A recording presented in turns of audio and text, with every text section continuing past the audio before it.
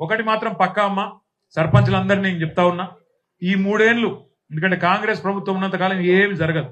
ఎక్కడ కాంగ్రెస్ ఉంటుందో అక్కడ ప్రోగ్రెస్ ఉండదు. మీరు చాలా హామీలు ఇచ్చి ఉంటారు, నాకు తెలుసు. ఓ ఇది చేస్తాం అది చేస్తాం అని ఇచ్చింటారు, కానీ కాంగ్రెస్ వాళ్ళు ఏమి చేయరు. వాళ్ళు తినేదానికే సరిపోతలేదు. మీకేమిస్తారు? వాళ్ళు ఏమి ఇయ్యరు. మీరు ఒకటే గుర్తుపెట్టుకోండి, 2 ఏళ్ల వీళ్ళ కథ. ఆ తర్వాత నెక్స్ట్ 2.5 years మళ్ళా మనమే వస్తాం. అప్పుడు మీరు ఇచ్చిన ప్రతి హామీ నెరవేర్చే బాధ్యత మాది. ఎందుకంటే కేసీఆర్ గారికి తెలుసు, మహాత్మా గాంధీ చెప్పినట్టు పల్లెలే పట్టుకొమ్మలు అనే మాట అయితే చెప్పిండో దాన్ని బలంగా నమ్మిన నాయకుడు కేసీఆర్ గారు. అందుకే మళ్ళీ తిరిగి కేసీఆర్ ప్రభుత్వం వస్తేనే పల్లెలు మళ్ళీ పచ్చబడతాయి, పల్లెల్లో మళ్ళీ లక్ష్మీ కళ వస్తుంది. ఈ దరిద్రులు ఉన్నంతకాలం ఏం జరగదు.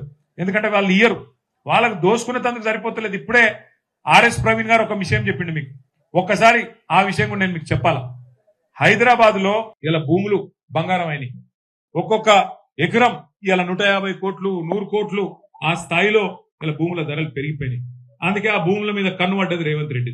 ఎట్లనన్నా ప్రభుత్వ భూములు కొల్లగొట్టాలా, మనోళ్ళకి ఇచ్చుకోవాలని చెప్పి ఆయన ఆలోచన చేసి 9,300 ఎకరాలు 50 కోట్లు వేసుకున్న ఎకరానికి దగ్గర 5 లక్షల కోట్ల విలువైన భూములు ఏం చేసిండు ఎరికిన వాటిని. గతంలో మన ఉన్న ప్రభుత్వాలు 1956 నుంచి ఇప్పటిదాకా 2023 దాకా ప్రభుత్వాలు పరిశ్రమలకు భూములు ఇస్తాయి. ఎందుకు ఇస్తాయి? పరిశ్రమలకు